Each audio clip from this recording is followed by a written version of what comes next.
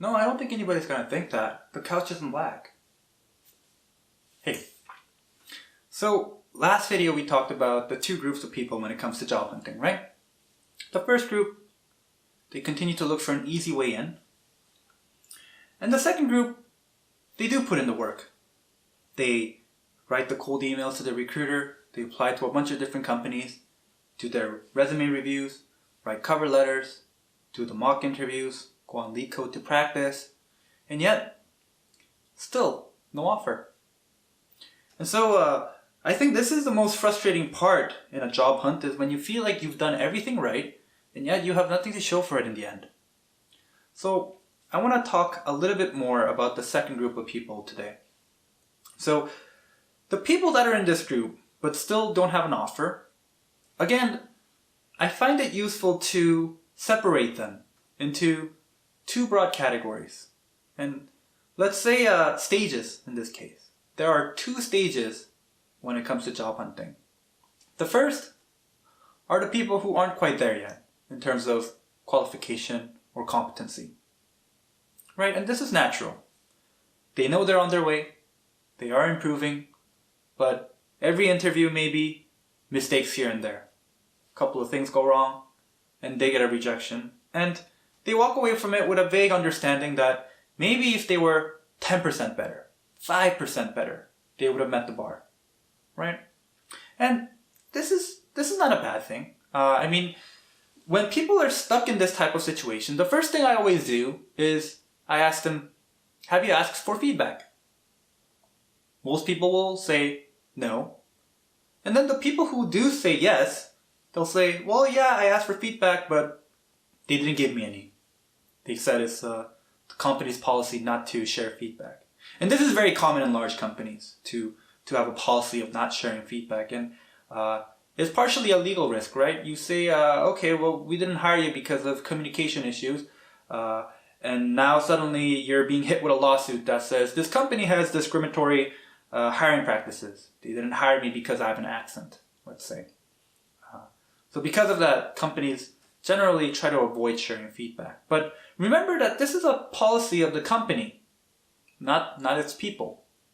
And so recruiters are people too, and if you built a good relationship with the recruiter throughout the hiring process, then when you ask them, they might be willing to share at least what they know. Now the key thing here is that you want to do this over a phone call, right? You don't want to ask for feedback in writing because then, again, they could get in trouble for it. But, most of the recruiters that I've worked with in the past have the professional courtesy to call me on the phone to deliver the news that they've decided not to proceed. And this is a good opportunity to just say, man, I've really worked hard for this interview and I really want to work at this company. What can I do in the future? Do you have any feedback for me so that I can improve on this the next time I interview? And if the recruiter doesn't have the professional courtesy to deliver the news over the phone, then it's up to you to initiate that, right?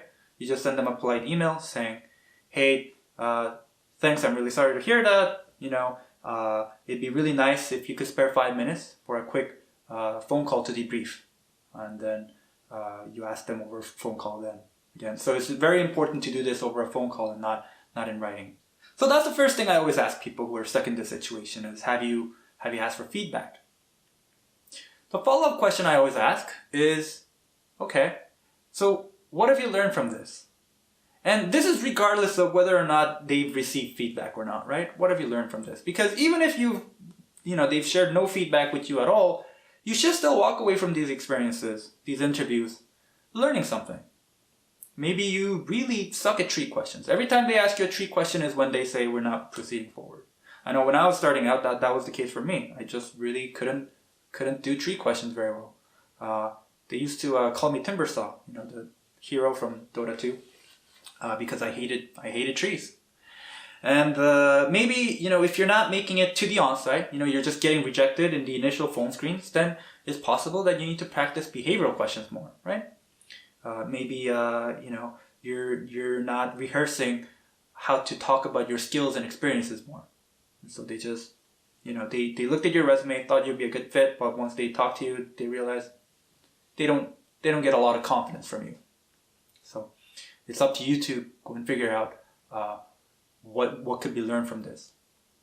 And then, of course, the final question that I would ask is, so have you asked for feedback? What have you learned? And then, what here is a real challenge for you? Okay. In other words, what are you going to do about it? You've asked for feedback, you learned something, now what are you going to do about it? What's your focus now? What are your next steps? And so the reason I say that it's kind of nice to be stuck in this first stage is that you can kind of like just ask a few questions, do some reflection, and walk away knowing exactly what to do next. By the way, the number of people that are stuck in this first stage, I find in terms of proportion is way smaller than the number of people that are stuck in the second stage, right? Because most people don't stay in that stage for very long.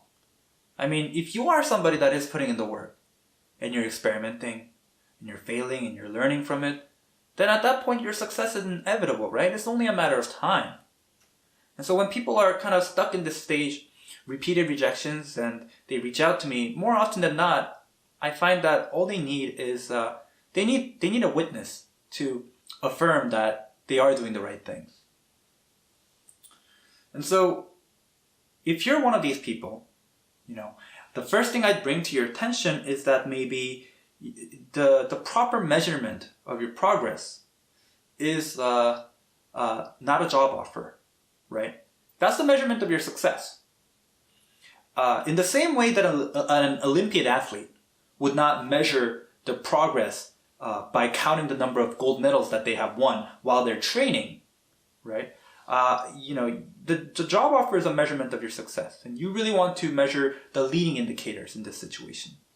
What I mean by a leading indicator is things like how many more recruiter responses have you been getting, and how many phone screens have you made it to, how many phone screens did you make it past, and how many on-sites have you made it to. And then you start looking at that and you realize, okay, I am improving.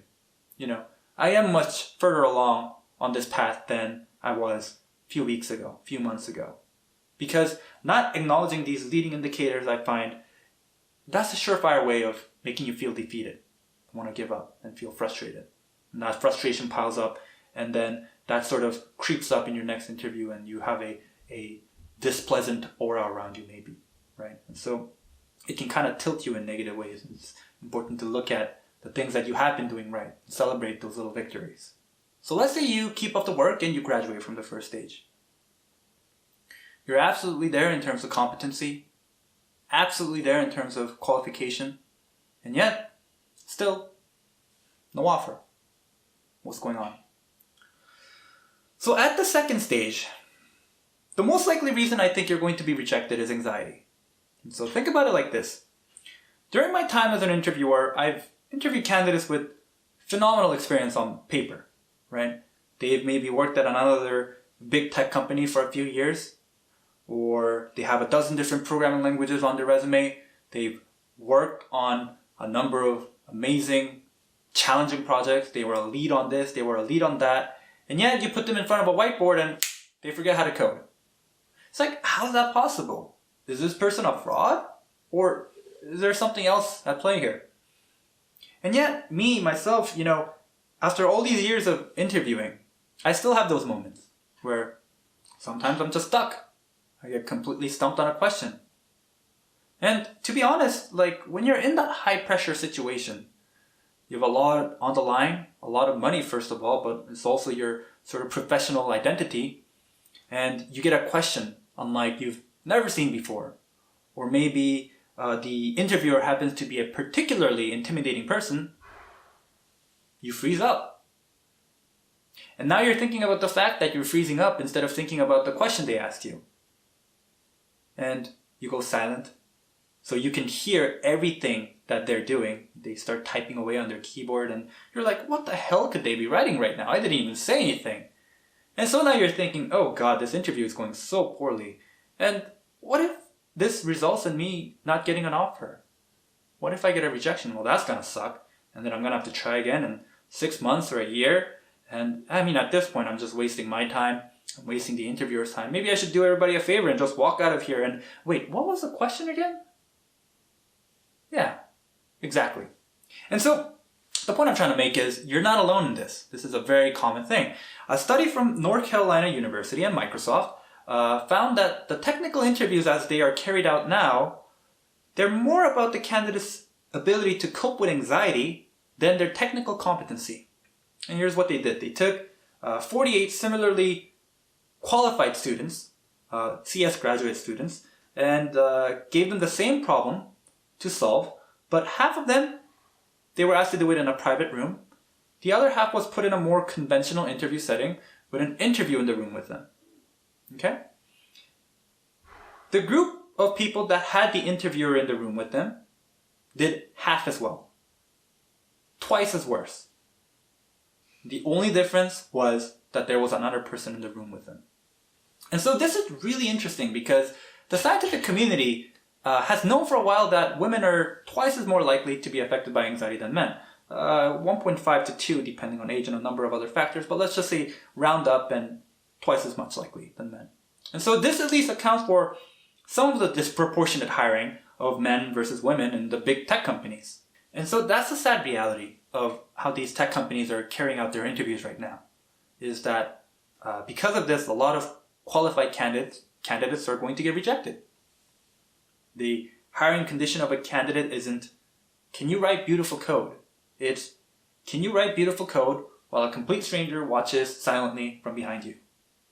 And our brain, our biology, didn't evolve to handle a situation like this. When you're in this fight or flight mode, your amygdala in your brain, which is responsible for all your emotional responses, is going to hijack control away from your cerebral cortex, which is, what's necessary for you to do all of the higher order thinking that's kind of necessary for solving a complicated CS problem. And so the interview is supposed to tell you, is this candidate going to collaborate well within our team?